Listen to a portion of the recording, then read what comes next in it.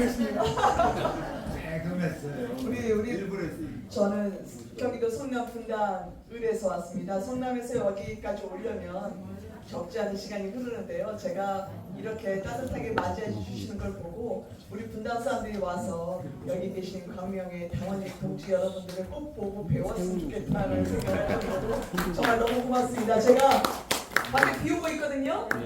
사실 쌀 있는 진눈깨비처럼 비가 눈처럼 오는데 이 추위에도 오로지 나라와 공동체와 광명과 국민을 위해서 달려진 당원 동지 여러분들을 위해서 건강하시라고 큰 절로 먼저 인사드립니다. 안 하셔도 돼요.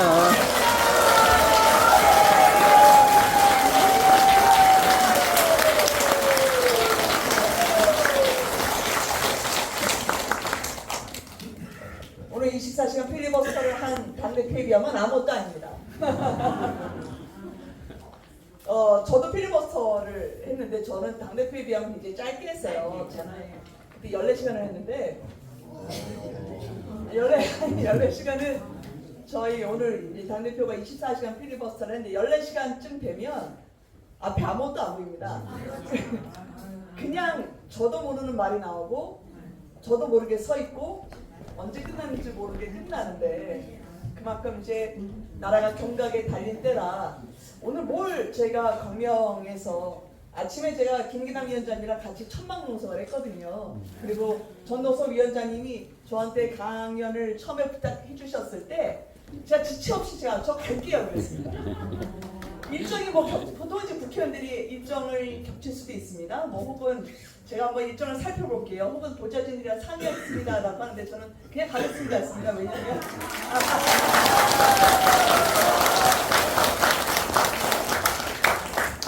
워낙 언론인이자 또 이곳에서 당을 위해서 헌신했던 정광석 위원장님 또 도의원님이 주셨을 때 또 탁월하게 이 지역의 현안을 제가 총선 때 어드레스 하시는 걸 잘 봤고요. 그 마음뿐만 아니라 제가 4년 전에 이곳의 광명 사거리에서 그때 유세를 했었습니다. 그때 함께 뵀던 시도위원님 후보분들이랑 함께 그때 그 방송차 앞에서 유세차 앞에서 지나가셨던 당원 동지 여러분들의 눈빛을 잊지 못합니다. 제가 비록 감사합니다. 제가 비록 여러분들의 뜻에 부응하지는 못했지만 제가 못다 이룬 꿈을 반드시 6개월 뒤에 여기 앞에 계신 후보님들과 그리고 지방자치단체장 선거에서 반드시 이겨서 이 정권이 이대로 그대로 우리가 녹록하게 놔주지 않을 거라는 걸 분명히 여러분들께서 해주실 거라 믿습니다. 그렇게 해주시면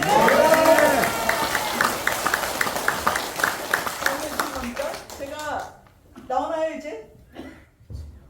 사실 따끈따끈한 걸 준비를 해왔습니다. 네. 좀 전에 필리버스터가 그 앞에 내란 특별재판부가 끝났습니다. 필리버스터가 끝나고 민주당이 법안을 통과를 시켰어요. 그래서 저는 오늘 이 필리버스터는 올려주셔도 됩니다. 그렇군요. 당대표가 필리버스터로 저지하는 것도 중요한데 이 위헌적인 법안, 이 나라에 우리가 피와 땀으로 지키려 했던 이 나라의 자유민주주의, 헌정질서를 무너뜨리려고 하는 사람이 누구인지 그 사람들의 이름을 하나하나 확인하시는 게 더 좋을 것 같아서 오늘 이 내란 특별법에 찬성을 한 국회의원의 이름을 명단을 찍어서 왔습니다. 민주당의 진보당까지 합쳐서 175인이 찬성을 했는데요. 반대가 2명입니다.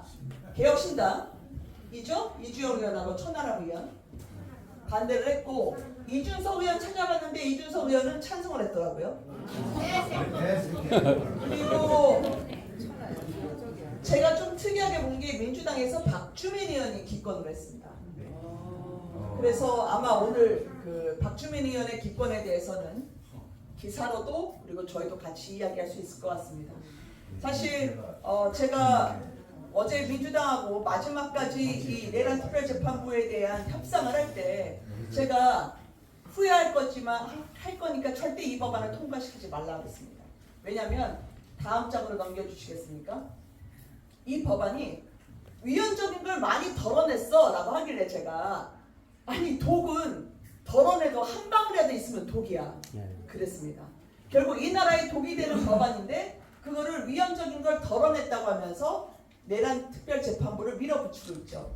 이게 뭐냐면요. 세 가지 점에서 위헌적입니다.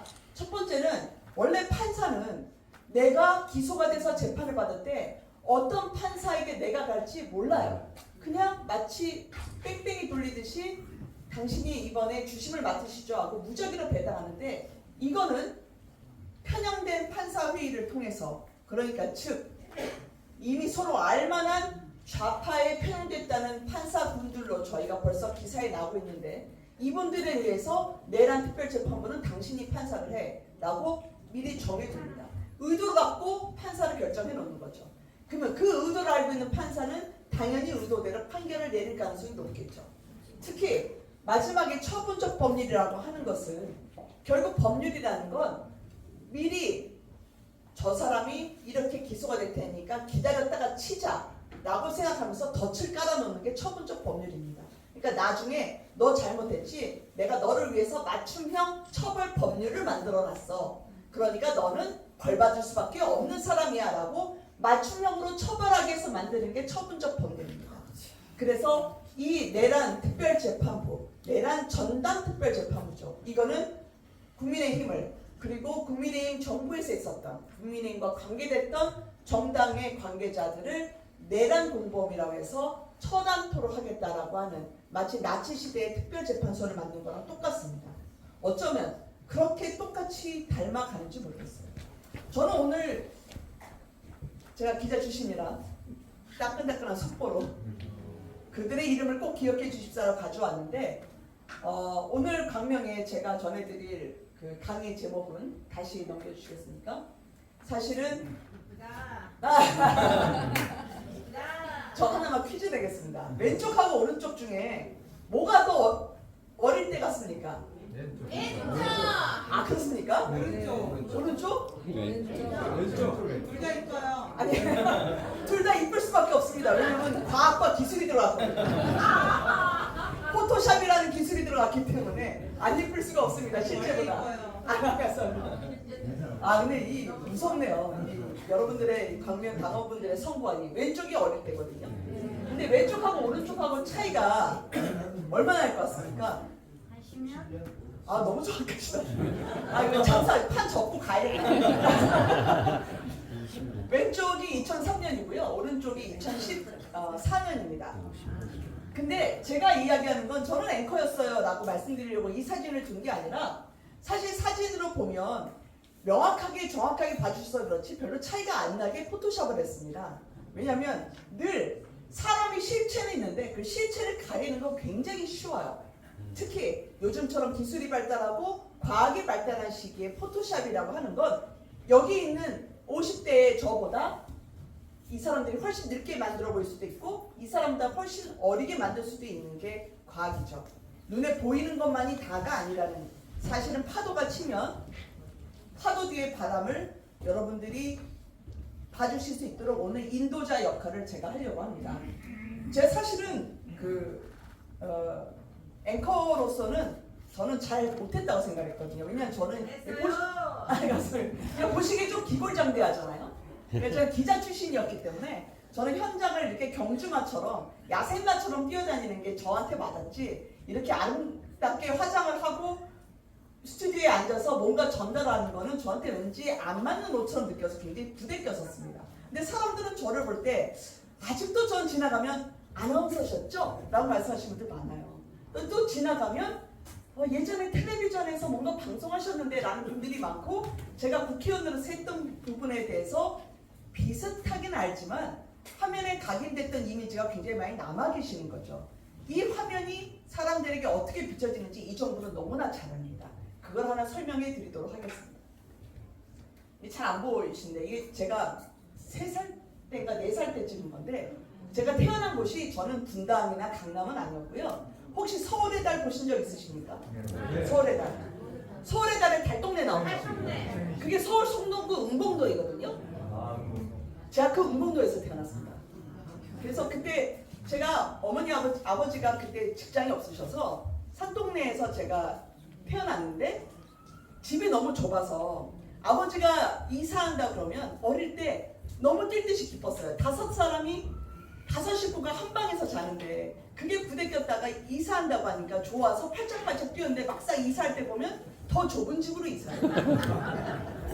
아버지가 버시는 게 얼마나 있겠어요. 그러니까 이사가 저한테는 행복한 단어가 아니라 이사가 저한테는 굉장히 고통스러운 단어가 돼서 지금 제가 그같이 하루 일을 마감하면 편안하게 가족과 조금 더 여유 있는 집에서 발 뻗을 수 있는 공간에서 집을 짓고 살았으면 좋겠다. 저와 같은 고충이 더 반복되지 않았으면 좋겠다 생각해서 국회 국토교통위원회에 자원을 했습니다. 그래서 더 많은 분들이 재건축도 하고 재개발도 해서 내가 살고 싶은 곳에서 내 가족과 마음 놓고 살 수 있도록. 근데 그 뒤에 제가 야구선수가 되고 싶었는데요. 당시 여성은 여자아이에게는 야구선수 기회가 안 오기 때문에 저희 어머니가 저한테 그러나 너의 신체의 한계가 인생의 한계가 되면 안 된다라고 생각하셔서 기도하는 거를 계속 가르쳐 주셨습니다. 달동네가요.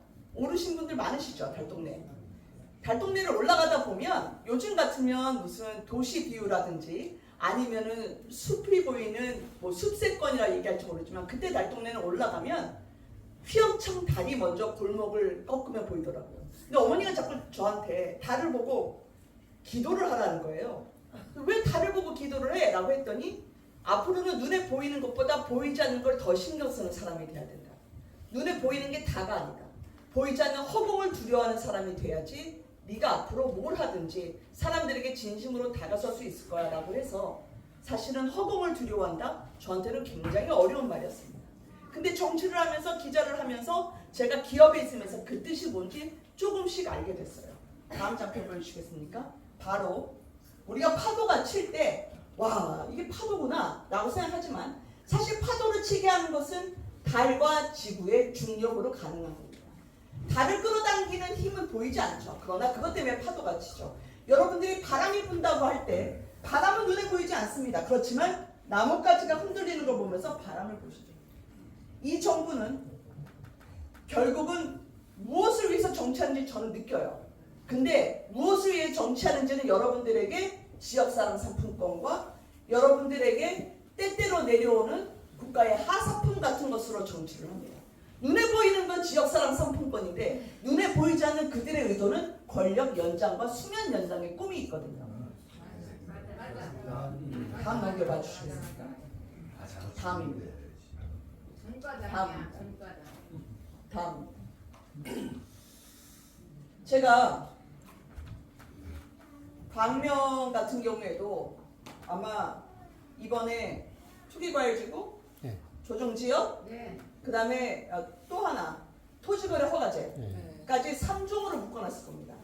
우리가 무슨 죄가 있다고 집값이 올라봤자 얼마나 올랐다고 광명을 이렇게 다 묶어놨는데 여러분들은 홀로 있지 않다고 생각하려고 제가 이 장표를 가져왔어요.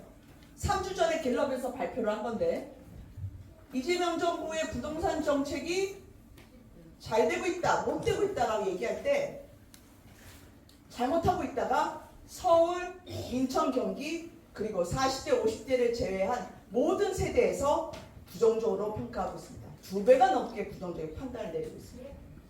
국민들이 느끼는 인식이 광명의 인식과 분리가 되고 있지 않기 때문에 절대 뭐가 잘못되고 있는데 나만 이렇게 느끼는 건가? 그렇게 생각하지 마십시오. 말씀치 않아도 옆에 있는 분들이 똑같이 느끼고 있습니다. 다음을 넘겨볼까요? 왜 그렇게 할까? 왜 자꾸 재개발, 재건축을 못하게 하고 임대주택 들어가서 살라고 하고 왜 주민들에게 정책적으로 용적률 인센티브를 달라고 했는데도 안 주고 있을까? 바로 이겁니다. 부동산 정책을 하지 않고 정치를 하고 있기 때문입니다. 문재인 정부 때 정책실장이 했던 이야기죠. 자기 집이 있으면 국민들은 보수적이 된다. 자기 집이 없으면 진보적인 투표 성향을 하게 된다. 전 사실 우리 정당이 진보적이라 생각하는데 다세대 다가구 주택이 재개발되어 아파트가 되면 투표 성향이 국민의힘으로 간다. 이게 이 정부가 갖고 있는 생각인 겁니다. 그렇기 때문에 국민들이 못 살아야 돼요.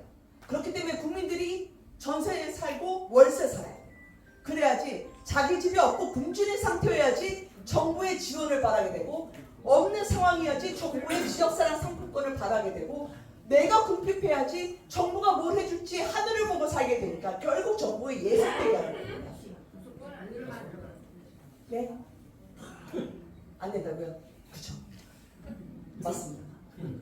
그래서 이 부동산 정책은 지금 광명에도 재개발 재건축 하시는 분들 많죠? 제가 부동산 국토교통위원회에서 국토소위에서 같이 법안을 갖고 논의하는데 이제 내일 민주당 의원하고 제가 만나고 아마 1월에 다시 한번 심사를 하게 될 겁니다. 재개발 재건축을 하는데 여긴 지금 공공재개발 재건축입니까? 아니면 민간 재개발 재건축입니까? 다 있어요? 민간도 있고 공공도 있고 다 있죠. 가세요. 용적률을 적어도 역세권이 아닐 경우에나 민간 재개발 재건축도 용적률 인센티브를 줘야 되는데 지금 민주당이 내놓은 법안을 보면 민간은 절대 0.1%도 용적률 인센티브를 주지 않겠다는 게 민주당의 법안입니다. LH로 하는 거는 조금 줄 수 있지만 민간은 절대 주지 않겠다. 공공은 되고 민간은 안 된다. 공공은 선이고 민간은 악이다라고 벌써 갈라치기를 하는 거죠. 민간이든 뭐든 재개발 재건축은 주민들이 하는 거죠. 정부가 하는 겁니까? 근데 정부가 인적으로 통제를 하는 거죠. 바로 이것 때문입니다.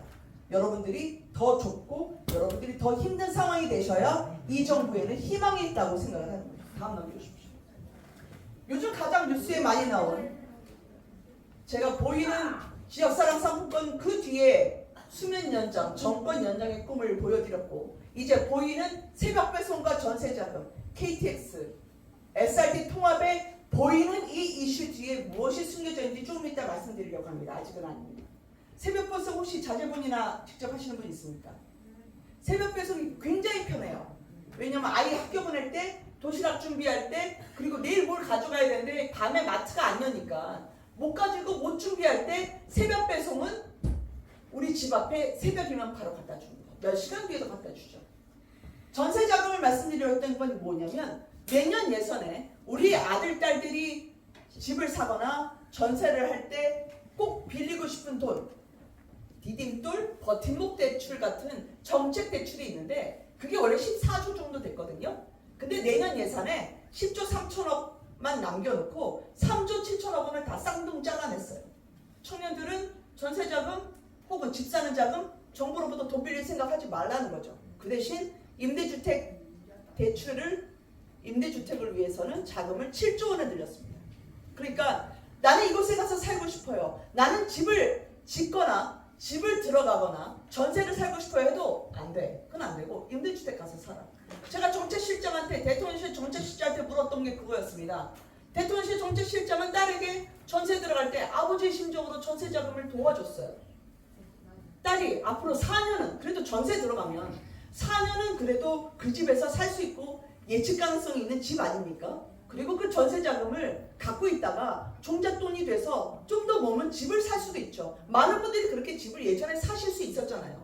적어도 1990년대, 2000년대 안 먹고 안 쓰면서 집 하나 장만할 수 있었는데 정책실장이 근데 임대주택만 늘리고 전세자금 청년대출을 줄였길래 제가 아니 당신 딸은 전세자금 대출해주고 당신이 직접 도와줬으면서 왜 남의 딸들은 전세 못 살게 하냐 했더니 거기에 대해서 답이 안 나오니까 그럼 당신 딸도 전세 안 하고 임대주택 살게 할 겁니까? 했더니 어디 내 딸을 임대주택 살게 하냐고 화를 냈죠. 이게 위선이라고 봅니다. 두 글자로 줄이면. KTX SRT 통합은 광명역이죠. 많은 분들이 이용하시는 게. 근데 그 광명역으로 하면 광명역은 KTX잖아요. 그렇죠? 얼마 전에 정부가 발표를 했습니다. 광명역하고 그 KTX하고 SRT 통합하겠다고. 그 뒷얘기를 좀 이따 해드릴게요. 새벽 배송도 원래는 새벽 배송 노조위원장들이 있습니다. 새벽 배송 노조위원장이 민주노총 출신이에요. 근데 민주노총을 탈퇴했어요. 그래서 쿠팡이 더 이상 민주노총이 노조를 갖고 있지 않습니다. 그래서 민주노총에서 탈퇴를 하니까 민주노총이 그다음부터 계속 쿠팡의 택배기사분들, 노조분들을 괴롭혔어요. 어디 우리한테서 탈퇴하냐고. 그 다음으로 응징처럼 온 게 뭐였냐면 새벽 배송 금지였습니다. 민주당과 함께 손잡고.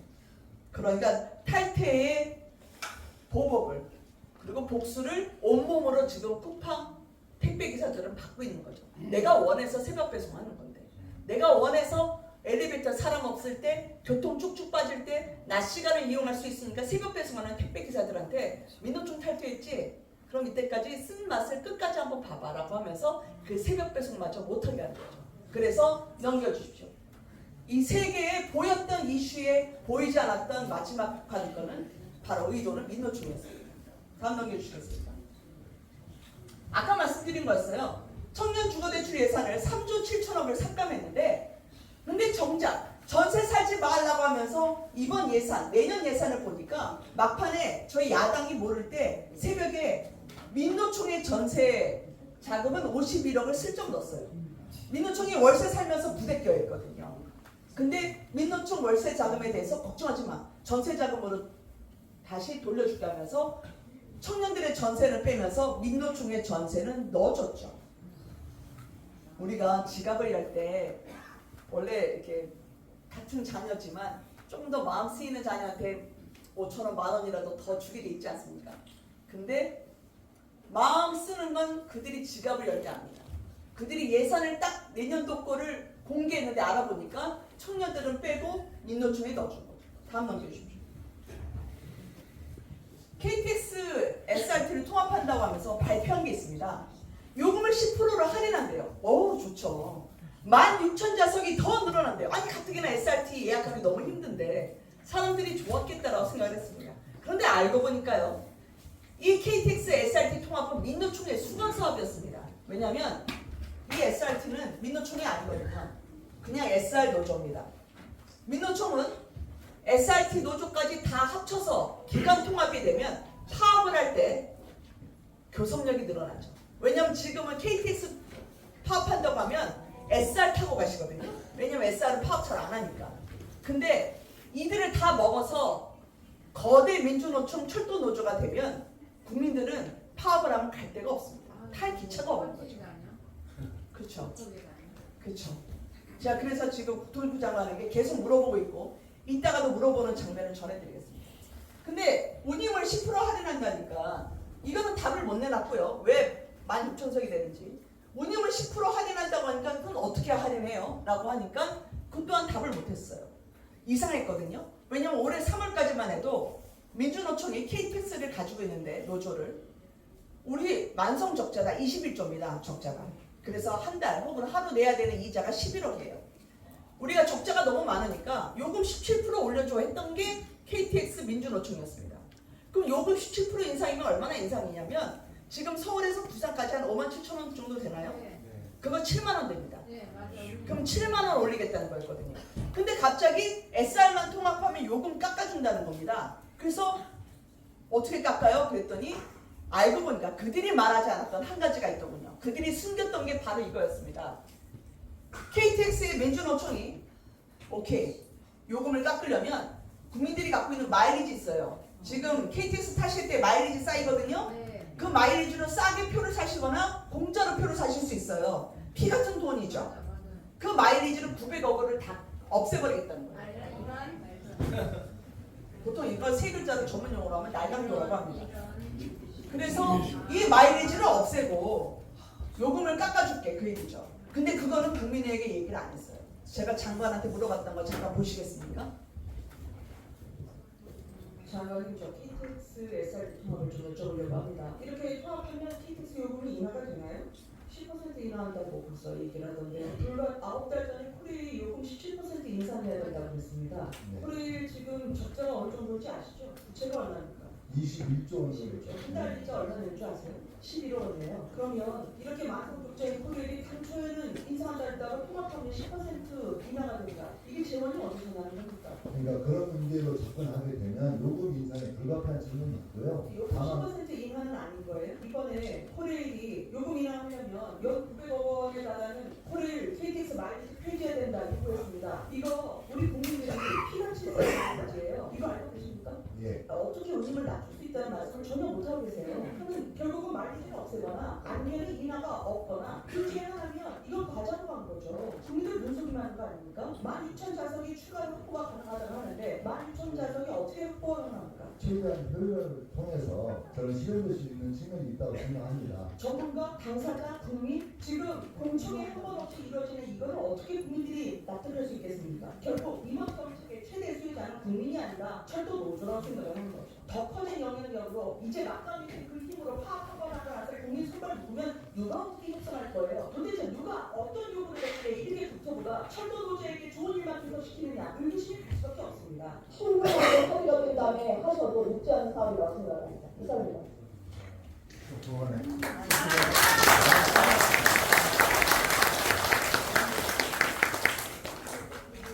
왜 이렇게 민노총을 의식을 할까요? 이게 굉장히 급하게 만들었거든요, 저 통합을.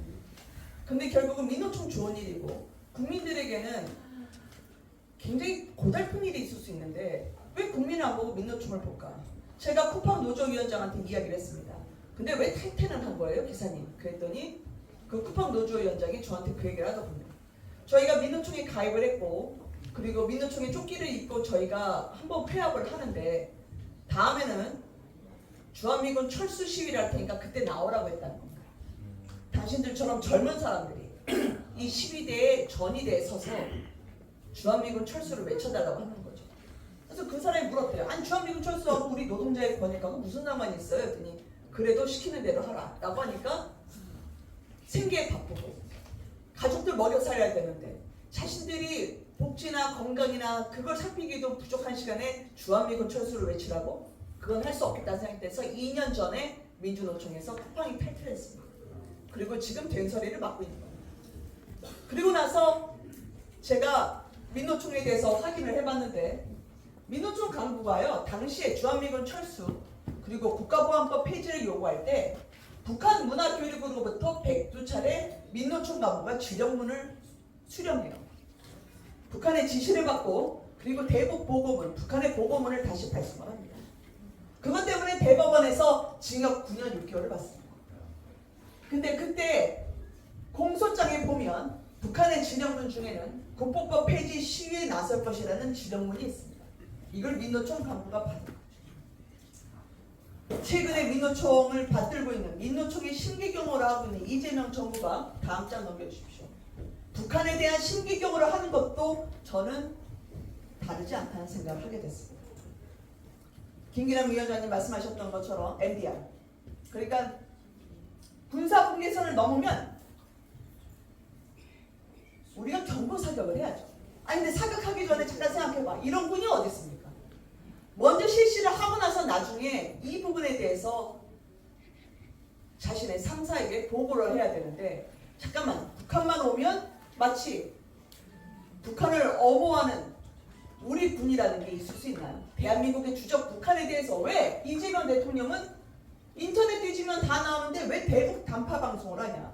북한에서 인터넷이 안 되죠. 마치 우리 기업의 내부망처럼 주민들만 볼 수 있는 인터넷이죠. 세계를 보면 그 정권이 무너지니까 절대 인터넷 볼 수 없게 하죠.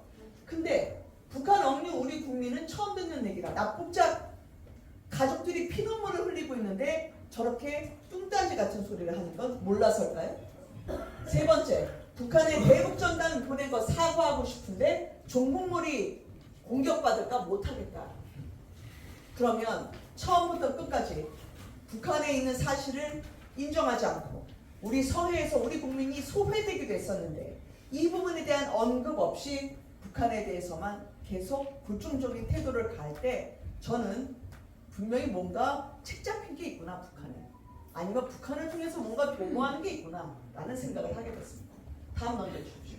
그래서 제가 운영위원회를 하거나 국토위를 하거나 국회에서 제가 마이크를 잡고 얘기할 때 이 대자가 있는 세 글자만 얘기하면 저분들이 파르르 떠십니다. 대장동, 대북송금, 대통령실 현지. 이게 공통점이 있어요. 이게 우리 공직은 전 국민의 생명과 재산에 대해서 안전에 대해서 무한 책임을 져야 되는데 정치를 하는 목적이 남보다 나고 국민보다 우리 측근이고 그리고 공익보다는 사익이 될 때 국민의 생존이 아니라 나의 생존이 정치의 이유가 되면 이 세 가지에 파르르 떨게 됩니다. 아시는 대통령실 현재는 사실은 이재명 대통령의 블랙박스 같은 사람이죠. 이재명 대통령이 과거에 어딜 갔는지, 누굴 만났는지, 무엇을 했는지 마치 자동차의 블랙박스처럼 알고 있는 사람입니다. 그러면 숨길 게 많을수록 블랙박스는 더더욱 지금은 건들지 않지만 경외하면서 블랙박스를 계속 지키지 않겠습니까? 대북 송금도 마찬가지죠. 북한에 800만 불을 보낸 건 미국의 유엔이나 미국 국무부에서 당연한 국제 제재 대상입니다. 근데 그 800만 불을 이재명 대통령이 그 수법을 일부러인지 엉켰건지 말씀해 주셨잖아요. 책격표 속에 숨겨 들어가면 안 들킨다고. 바로 그 대북 송금 800만 불 보낼 때 대장동 뿐만 아니라 쌍방울에서 대북 송금 보낼 때 책갈피하고 화장품 케이스에 숨겨서 달러를 보냈습니다. 북한이 그 현금을 받았죠. 그러나 지금 아직 재판이 진행 중입니다. 그리고 대통령이라는 이유로 멈췄지만 이 재판을 안 받고 무죄를 선고받고 퇴임 후에 무사하게 나가는 게 그 어느 한 분의 목표 아닐까요? 그 목표 때문에 여러분들이 이 고생을 하고 계신 거 아닙니까? 맞습니다.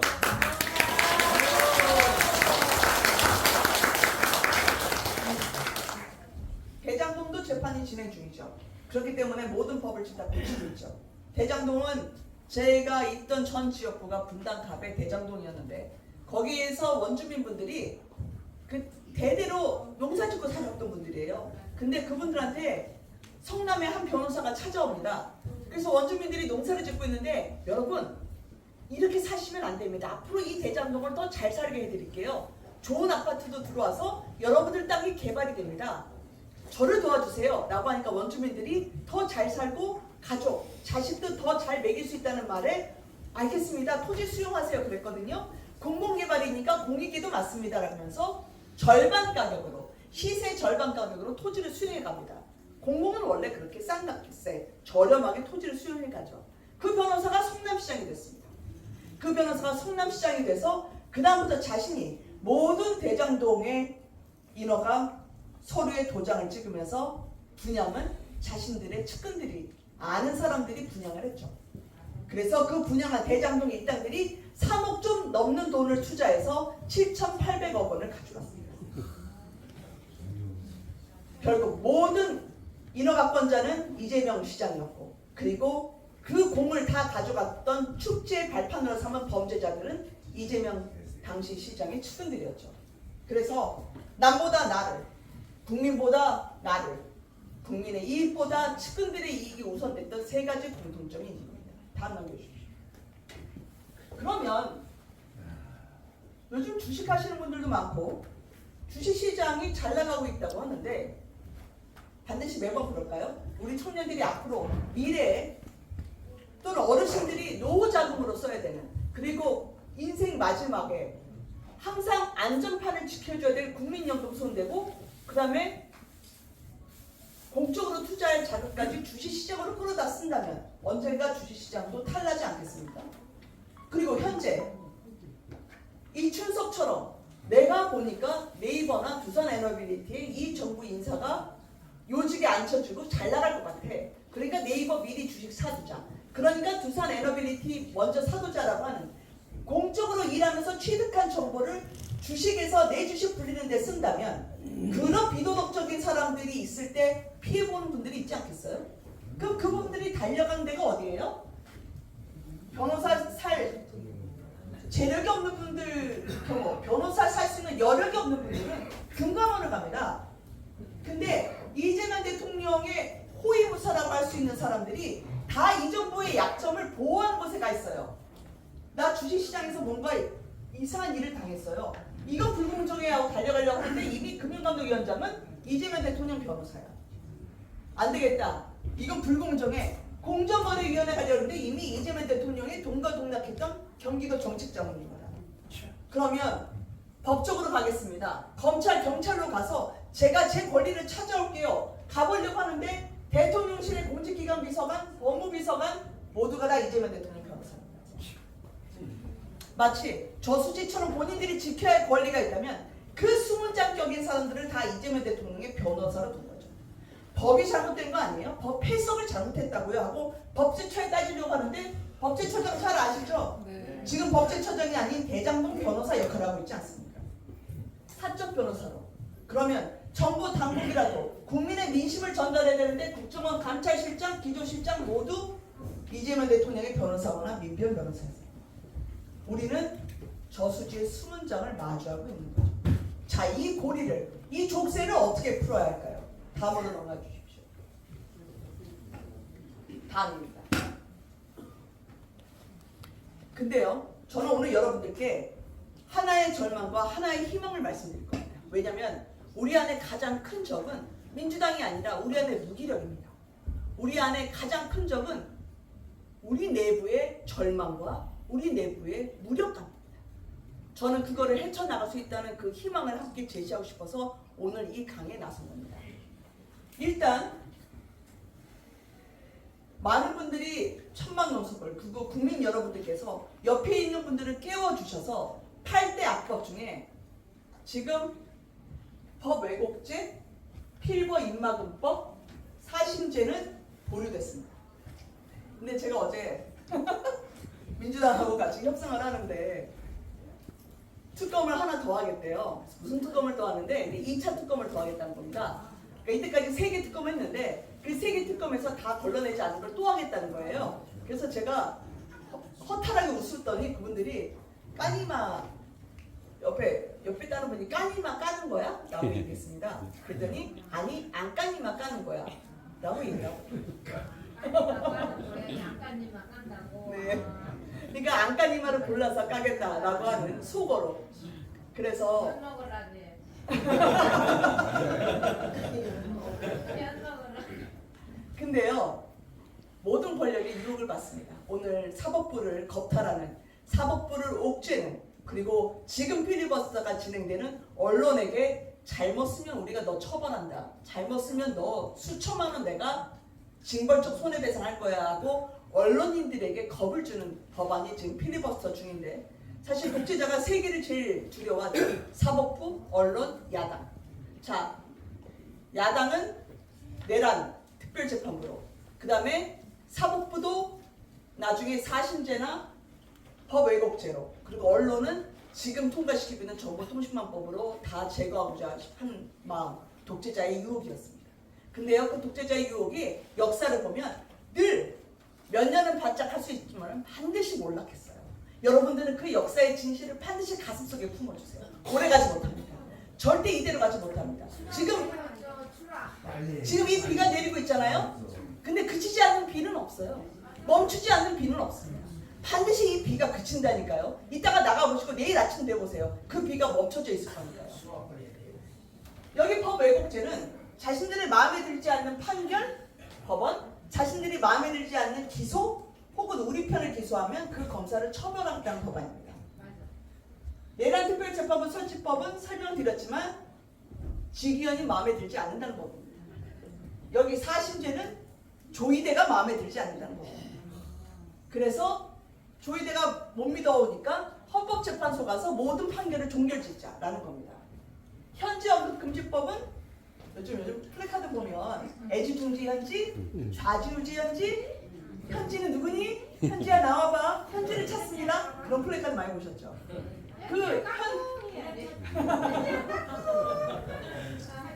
그런 현지 플래카드 못 걸게 하겠다. 현지 심기관리법이 이 5개 강법입니다. 그래서 필버 입막음법은 국민의힘이 필버하고 싶으면 무조건 60명은 앉아있어.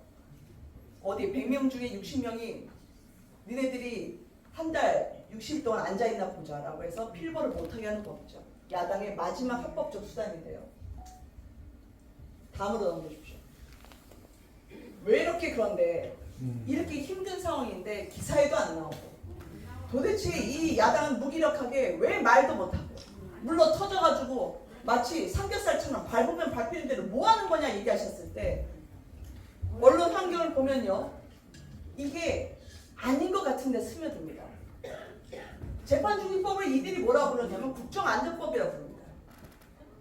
모든 독재와 전체주의 시작은 언어의 오염에서 시작이 돼요. 그래서 언어를 바꾸죠. 얼마 전에 주식이 크게 떨어졌거든요. 그때 민주당에서 대변인 기자들에게 폭락이라 쓰지 말라고 했습니다. 조정 국내는 잠시 숨고르게 한다 이렇게 써달라고 했죠. 언어를 기자들이 쓰는 것까지 이제는 통제하고 본인들이 마음에 들지 않으면 그 기자를 처벌하겠다는 법안이 지금 필리버스터가 진행 중인 정보통신망법입니다.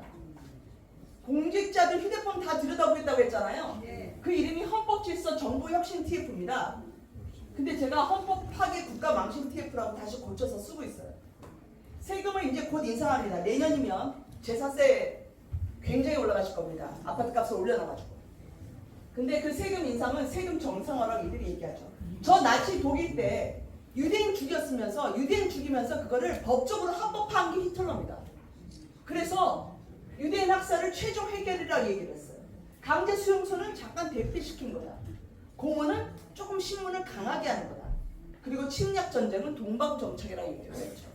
그래서 유대인 때 아이만이라고 전범이 나중에 전범재판소에서 재판을 받을 때 저는 죄가 없어요.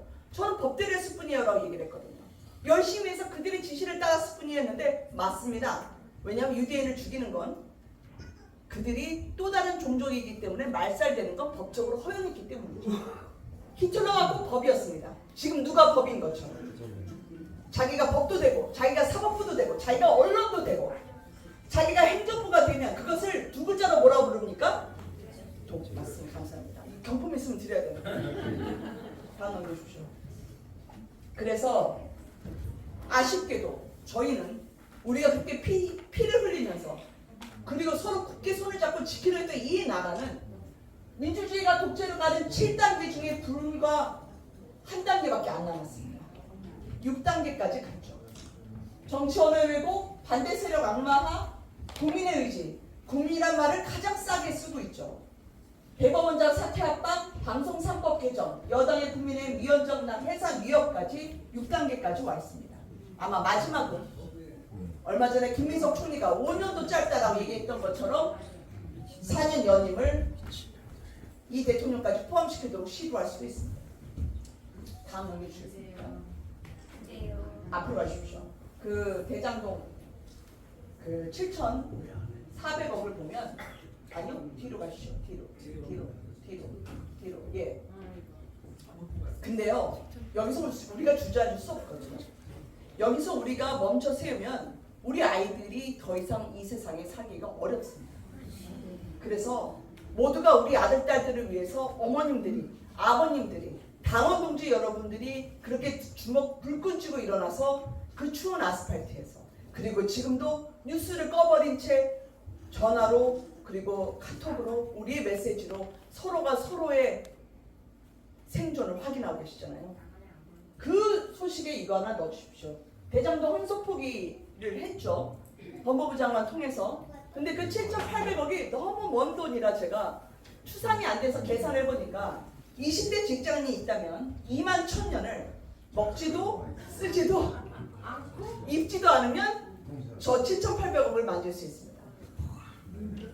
5,000명에게 1억 5천만 원씩 전세 자금을 줄 수 있는 돈이고 서울의 청년들이 2,000명 이상에게 청년주택을 아예 사서 줄 수 있는 돈입니다. 그만큼 저수지로 흘러간 7,800억은 감이 안 잡히는 돈이에요. 아까 그거 해주세요. 담쟁이. 근데 그 7,800억을 가져와야죠. 아니 그 범죄자들에게 그대로 준다는 게 말이 됩니까? 그건 국민들이 다 가져와야죠. 단 1원이라도 10원이라도 그들에게 남김없이 빼앗아 와야죠. 그게 정의고 그게 상식 아닙니까?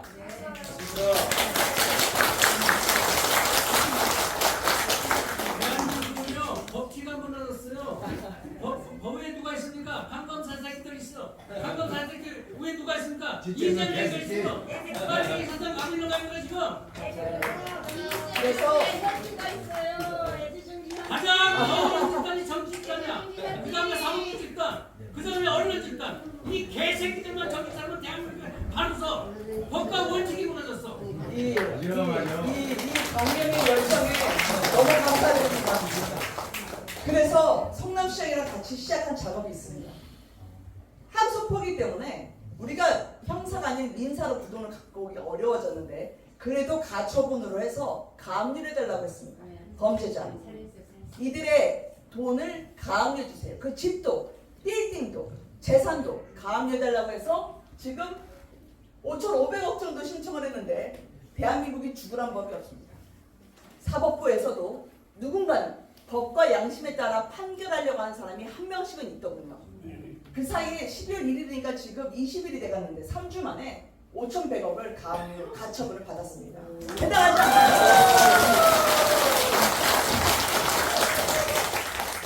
우리 김문혜 의원님이 참 말씀 잘하시네요. 내가 듣고 보니까 이런 말씀 참 잘하시네요. 그런데 나는 그동안에 이 국민의힘한테 굉장히 불만이 많았어요.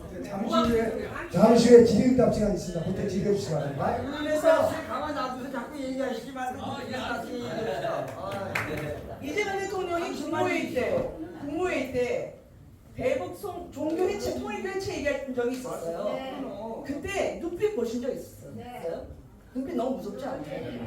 굉장히 살기 어린 눈을 전 처음 봤습니다. 목사님 같이. 그리고 너무 좋았어요. 나치라는 얘기를 국민들한테 하면 안 됩니다. 근데 대통령 입에서 나오지 말아야 할 말이 나오고 대통령 얼굴에서 나오지 말아야 할 눈빛이 나왔다는 건 저는 그거를 협박도 되지만 저는 본인의 초조함으로 느꼈습니다. 맞습니다. 두렵고 초조하면 그런 눈빛이 돼요. 그때가 바로 그 뒤에 통일교가 민주당 인사들에게 돈을 주고 받은 인사들의 리스트가 돌 때였습니다. 언론에는 2-3명밖에 공개가 안 됐지만 나머지 리스트는 여기서 다 확인시켜드리지 못하지만 이재명 정부에서 사실은 굉장히 놀랄만한 인사들의 이름이 있었습니다. 내 생존이, 내 생계가 위협받으면 그런 눈빛이 나올 수 있다고 저는 생각합니다. 다음 넘겨주시겠습니다. 제가 이제 거의 막바지로 가고 있는데요. 이 그림을 보면 뭔 거 같으세요? 물고기죠? 요거 하나하나 뭔 거 같으세요? 요거. 네, 얘네들 물고기예요. 예, 조그만 물고기예요. 제가 앞에 있는 그림을 못 찾았는데 우리의 힘은 미약하죠. 국민의힘도 지금 법을 통과시킬 수 없는 종족수입니다. 그래서 우리가 법을 통과시킬 수도 우리가 국민 여러분께서 당원 여러분께서 도와주셔서 가까스로 헌법을 고칠 수 있는 저지선만 확보했을 뿐 법을 통과시킬 수는 없지만 그래도 국민들에게 호소할 수 있는 100명이 있잖아요. 근데 민주당 170명에 비하면 훨씬 더 미약한 힘이거든요. 근데 이렇게 함께하면 저희 힘은 작지만 저희는 왜소하지만 왜소한 저희들이 다 모이면 적어도 이 정도 크기에 얘보다는 큰데 혼자 감당하지 못할 물고기보다는 더 큰 물고기를 함께하면 우리가 그들을 물리칠 수가 있습니다. 맞습니다. 우리가 그들을 상대하고 대적할 수가 있습니다. 함께해서 함께 손잡고 함께 나가는 거예요. 제가 어렸을 때 제 아들한테 읽어줬던 동화책입니다. 그래서 물고기가 더 큰 물고기를 만나서 잡아먹힐 것 같아서 엄마를 찾았는데 엄마가 없는 거예요. 근데 엄마를 외쳐도 엄마는 없고 홀로 잡아먹힐 위기에 처하니까 동료 많은 물고기 떼들이 달려와서 이 물고기 모양의 형상을 만들어줍니다. 그래서 앞에 있던 큰 물고기는 자기보다 훨씬 더 큰 몸집의 물고기가 나타난 줄 알고 놀래서 도망가게 돼요. 우리는 우리 스스로는 미약하지만 그 미약한 우리가 함께 넘지 못할 절벽이라 해도 그리고 넘어서지 못할 고개를 떨굴 벽이라 해도 손잡고 그 절망을 푸르게 넘으면 어느 순간 함께 넘으면 수천 개의 담쟁이가 벽을 다 덮는 것처럼 우리는 그들의 절망을, 그들의 폐악질을, 그들의 위헌적이고 위법적인 나라 망치는 그들의 시도를 푸르게 우리가 덮을 수 있다고 저는 확신을 합니다. 단지 그날이 오겠습니다.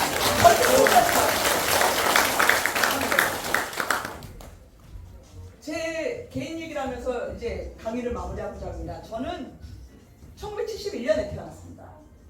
71년에 제가 돼지띠인데요. 애기네. 근데 제가 태어나고 나서 2년 만에 대한민국이 기아 탈출 선언을 합니다. 기억하시면 1950년대 우리가 전쟁을 당했을 때 한국 전쟁 때 그때 우리 1인당 GDP가 60불이었습니다. 지금 돈으로 치면 9만 원이에요. 1년에 9만 원 벌었어요. 근데 1년에 9만 원 벌었던 그 나라가 불과 23년 만에 기아 탈출 선언을 해요. 누가 해냈냐고요? 그리고 국민들이 해냈죠. 안 입고 안 먹고 자식 새끼 교육시키고 자식 새끼 꼭 배울 수 있게 하고 그리고 정치도 국가 지도자가 해외로 나가면 정쟁이 국경선에서 멈췄습니다. 이렇게 아무 때나 시도 없이 네가 떨어뜨리는 게 우리의 행복이야. 너의 위기가 우리의 기회라고 하면서 그렇게 무조건 국정 운영 못하게 하고 방해하고 예산 없애고 탄핵시키고 그렇게 안 했죠. 그때는 제정신이었기 때문이죠. 정치도. 근데 50년 이후에 제가 대학을 가고 직장을 가고 나서 3년 만에 대한민국은 전 세계를 석권하는 메모리 반도체 1위를 선포합니다. 불과 46년 만에 반세기도 되기 전에 대한민국은 전쟁의 폐허에서 전 세계를 석권하는 1위 국가가 된 거죠. 저는 중진국, 후진국에서 태어나서 제가 인생을 성인으로 살아갈 때는 선진국의 한 사람으로 살았습니다.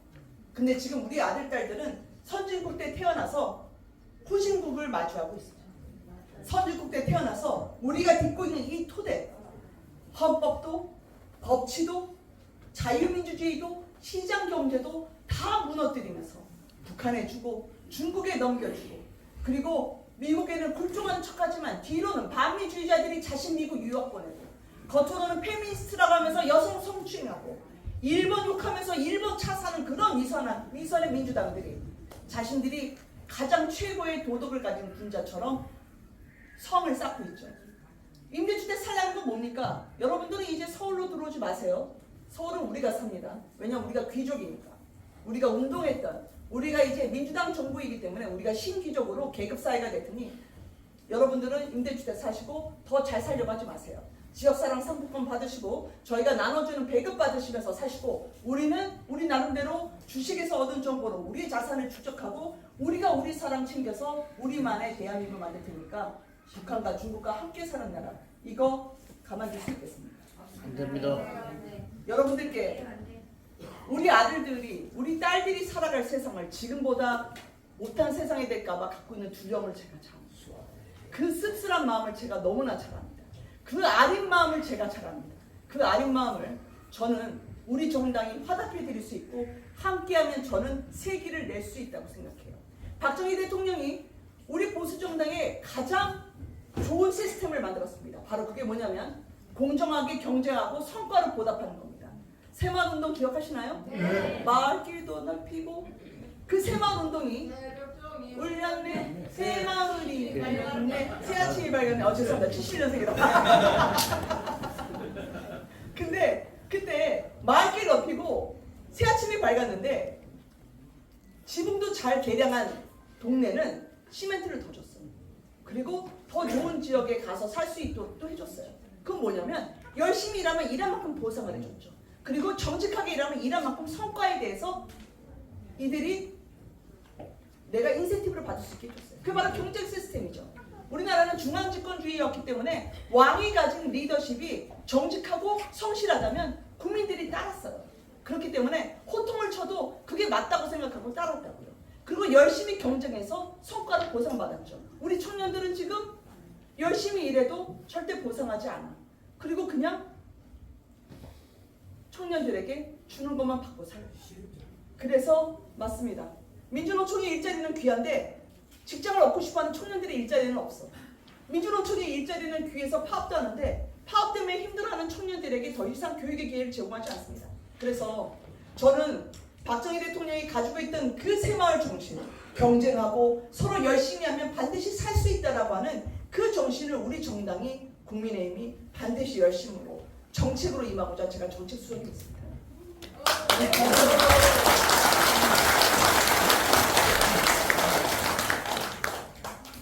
긴장해야 되거든요. 우리 당이. 왜냐하면 이재명 대통령이 지금 최근에 업무 보고를 하면서 계속 지적했지 않습니까? 근데 그쪽 강성 지지층은 너무나 환호했어요. 사이다라고. 근데 그게 은근하게 보수 정부가 갖고 있던 그 로망을 가져가고 차용하고 도둑질하는 겁니다. 왜냐하면 지적하면서 왕의 리더십, 지적하면서 왕의 단안, 왕의 결단 이런 걸 보여줄 수 있는 차용이거든요. 우리가 할 수 있는 이 경쟁과 중앙 집권적인 그 효율에서 어느 순간 사고로열되고 있는 게 보수 정당이었습니다. 그래서 다시 저희가 무장을 해서 그 역동성으로 대안을 만들고 그 역동성으로 뭉쳐서 저 새끼 물고기가 합쳐서 거대 전보 물고기로 이 세상을 호령하는 것처럼 그날을 빨리 앞당길게요. 광명 주민분들이 계셔서 여러분들이 그 헌신과 배려가 있어서 저는 그날을 앞당길 수 있을 거라고 생각합니다. 감사합니다.